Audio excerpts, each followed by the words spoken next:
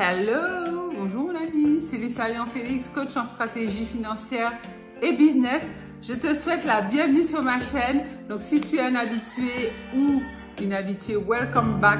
Tu seras toujours le ou la bienvenue. Si tu es nouveau ici sur cette chaîne, je te souhaite la bienvenue pour ta première mais pas dernière fois sur cette chaîne. Je t'invite chaleureusement à t'abonner à cette chaîne en cliquant sur le petit point rouge que tu verras en dessous. Tu peux également cliquer sur la cloche, sur la petite cloche en bas à droite.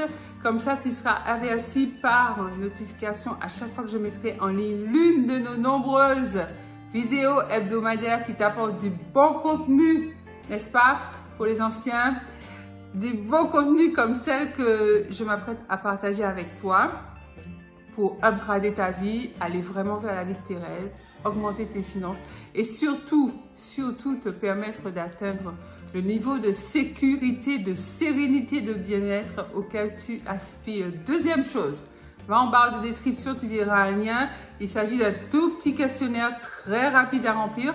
Une fois que tu l'auras rempli, je t'offre une demi-heure de coaching stratégique gratuit pour t'aider à mettre en place tes premières stratégies, objectifs, pistes pour augmenter tes revenus et vraiment vivre la vie de tes rêves, la vie que tu souhaites vraiment vivre concrètement. Sans plus tarder, entrons dans le vif du sujet. Aujourd'hui, on va parler d'association. Faut-il s'associer en business?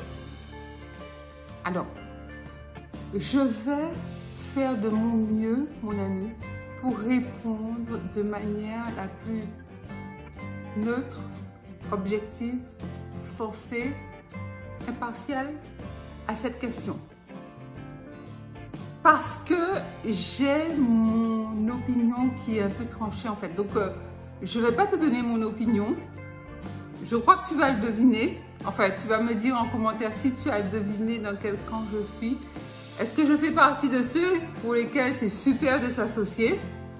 Ou est-ce que je fais partie de ceux pour lesquels il faut absolument pas s'associer? Dis-moi ça en commentaire. Tu peux déjà répondre par avance, hein, comme ça je vais voir si tu étais dans le vrai ou dans le faux et on va bien se marrer. Alors, en fait, j'ai disséqué mon analyse d'aujourd'hui en deux parties. Je vais d'abord te donner les points que je trouve positifs à l'association en business et ensuite les points que je considère comme étant négatifs. Donc, on va commencer par les points positifs où on dit oui, c'est très bien de s'associer en business. Alors, première chose, c'est super intéressant de t'associer en business, donc avec une ou plusieurs personnes, si vous êtes complémentaires. C'est-à-dire que dans un business donné, par exemple, tu te lances dans le commerce des chaussures, d'accord? On prend cet exemple-là. Tu t'associes avec deux personnes, donc vous êtes trois dans la boîte. Toi, tu es super marketeuse ou super marketeur, c'est-à-dire que tout ce qui est publicité, branding, se mettre en avant, se positionner, se faire connaître, se démarquer, etc., c'est ton truc. Ça, tu excelles. Et puis, tu as quelqu'un, un de tes associés qui est plus de nature comptable. Lui, c'est les chiffres.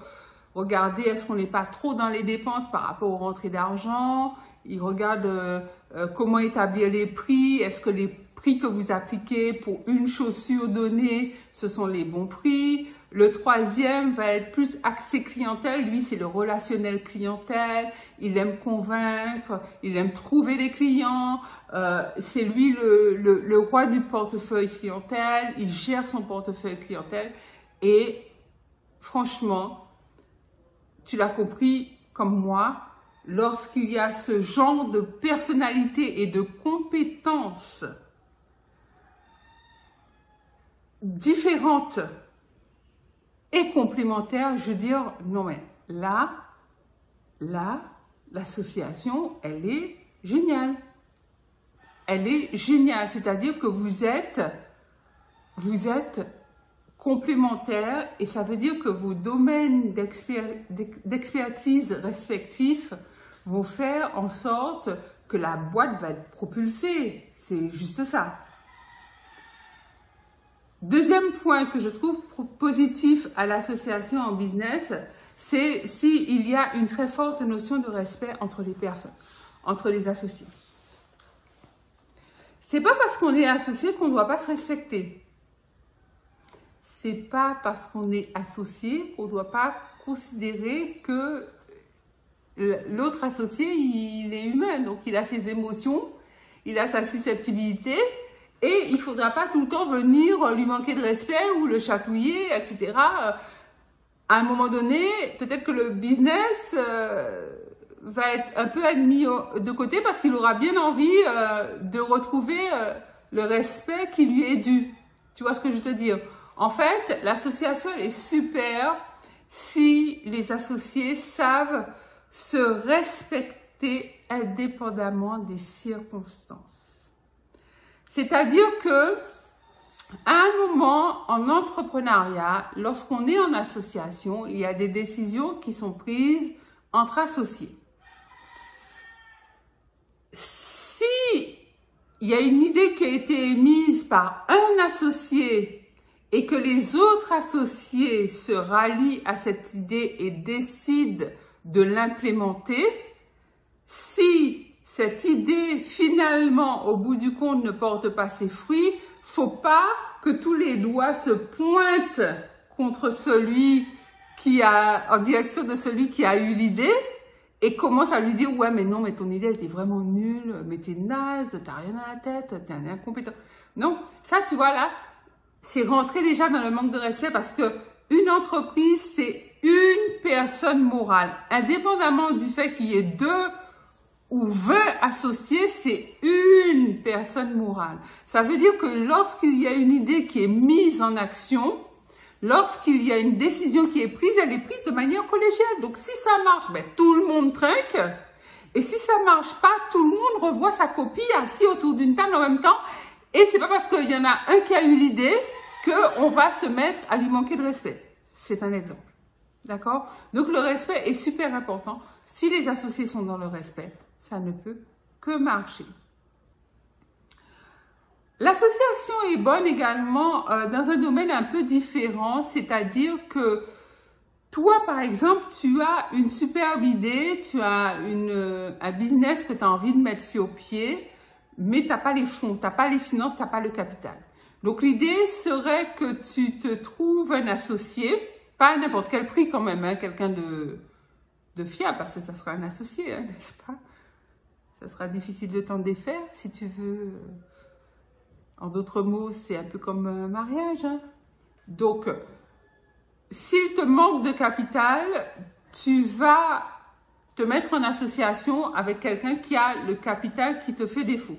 C'est-à-dire que toi, tu seras la petite main, tu seras vraiment la personne qui va bosser, qui va gérer la boîte, trouver les clients, mettre le produit, le service en place, avec les fonds que l'autre associé aura mis à ta disposition. Donc, tu seras la main-d'œuvre et l'autre sera le financeur. C'est aussi un moyen de démarrer en entrepreneuriat qui est tout à fait pertinent. Voilà les 3 clés majeures positives que j'ai vues qui sont super intéressantes lorsqu'on parle d'association en business. Bon, maintenant, on va parler des aspects négatifs. Alors, de mon point de vue, je considère que avoir 2 associés, c'est-à-dire toi plus quelqu'un d'autre, dans une boîte et faire du 50-50, mais c'est juste pas possible. Ne fais jamais ça. Ne fais jamais ça. Si tu fais 50-50, c'est-à-dire qu'en cas de désaccord, vous allez couler la boîte, quoi. Il faudra déposer le bilan, ou alors il faudra que tu lui rachètes toutes ses parts. Si tu veux continuer l'expérience, si tu veux continuer le business tout seul ou toute seule. Quand on est à 50-50 en association et qu'il y a une divergence d'opinion qui peut arriver en association et qui va arriver en association, il il n'y a pas d'arbitrage qui peut être fait. Vous êtes à chacun 50-50. C'est-à-dire que vous avez la moitié de l'entreprise à vous deux. Ou vous avez 33% à vous trois. Ou vous avez 25% à vous quatre. Mais si vous êtes à 4 et que vous avez 25% chacun, si vous vous entendez pas, enfin si il y a un truc qui va pas, vous êtes comment? Et ça c'est déjà vu, hein? Ça c'est déjà vu ça. Donc ne fais jamais de partage équitable de parts en association. Les divergences d'opinion en association, c'est un autre point que je vois qui peuvent ruiner un business et qui sont fréquentes parce que c'est le propre de l'homme. On n'est pas fait du même moule, on n'a pas les mêmes aspirations et c'est très bien comme ça. Maintenant, en termes de business, ça peut être un peu compliqué. Si on n'a pas le même point de vue, les mêmes avis, les mêmes envies à un moment donné. Donc, on peut avoir démarré très bien, on était super d'accord, super OP sur la vision de l'entreprise et chemin faisant, les opinions se mettent à diverger. Pourquoi? Parce que l'homme évolue, c'est normal. Ses perspectives évoluent. La vie personnelle des uns et des autres associés évolue. Il y en a qui fondent un foyer, qui ont des enfants, d'autres se marient, d'autres ont envie de partir vivre à l'étranger. Enfin, ça peut arriver. Il faut prendre en compte les évolutions personnelles. Et si tu as avec toi en association des gens qui ne sont pas capables de mettre,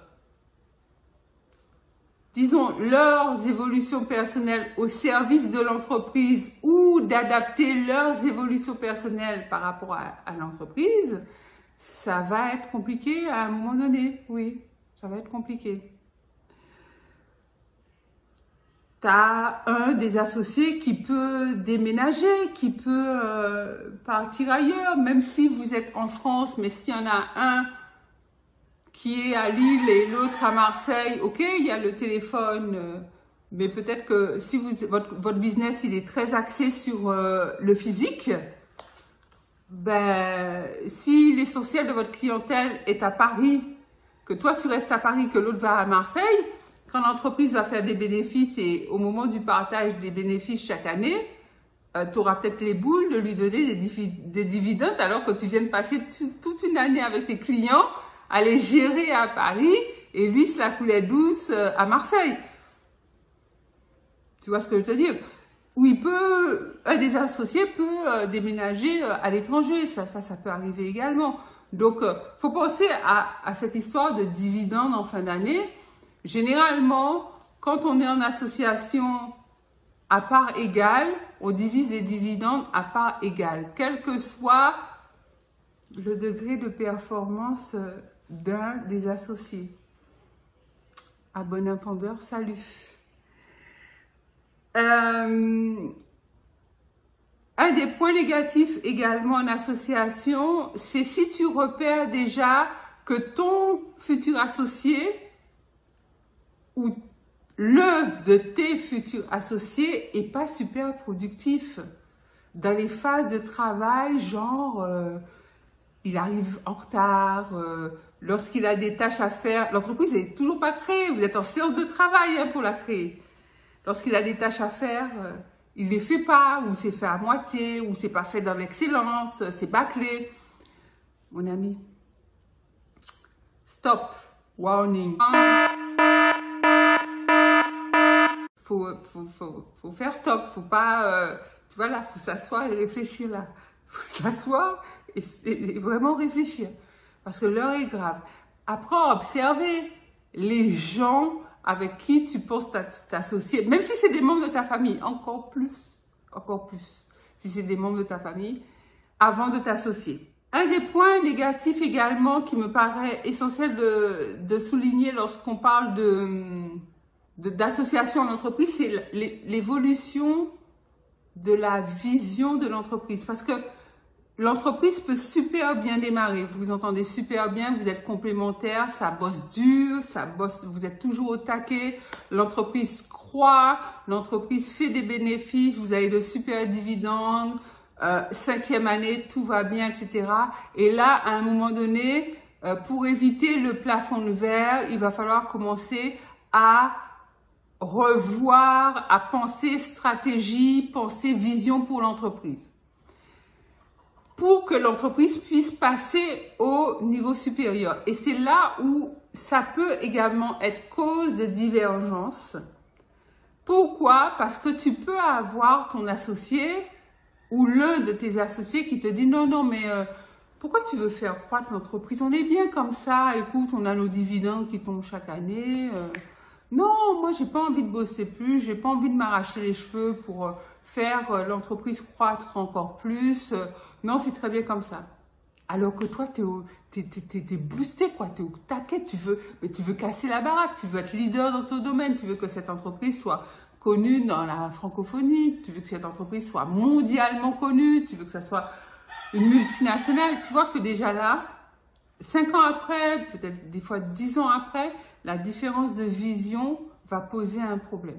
Ça ne sera pas un problème de personne, ça sera un problème de vision pour l'entreprise. Dernier fait négatif que je vois par rapport à l'association, c'est lorsque tu as des personnes qui font passer leur intérêt personnel avant l'intérêt de l'entreprise. Je veux dire, mettons, tu as 4 associés dans l'entreprise, ou 2, on va dire 2, c'est plus simple.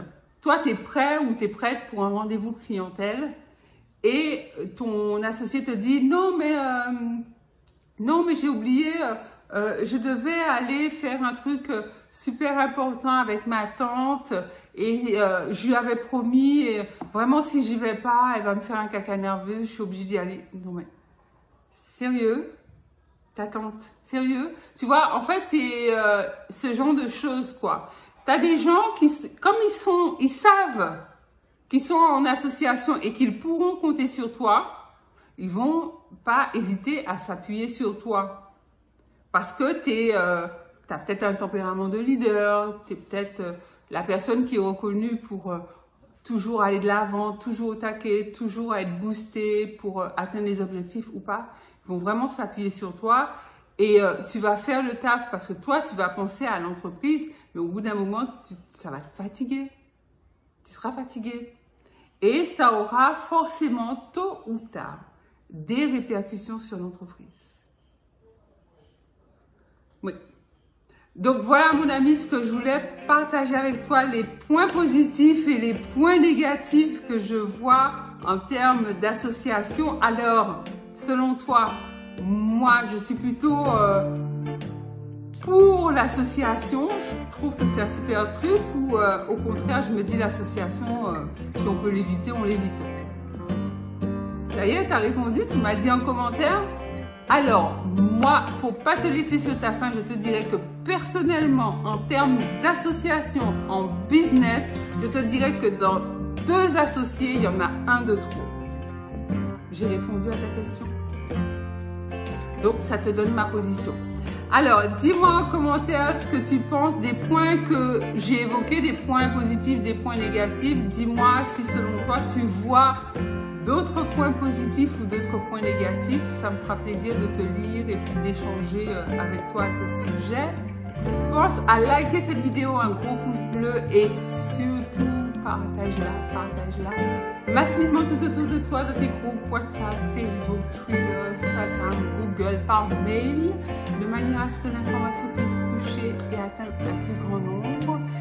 Et surtout que notre communauté puisse grandir et tu dois en faire partie.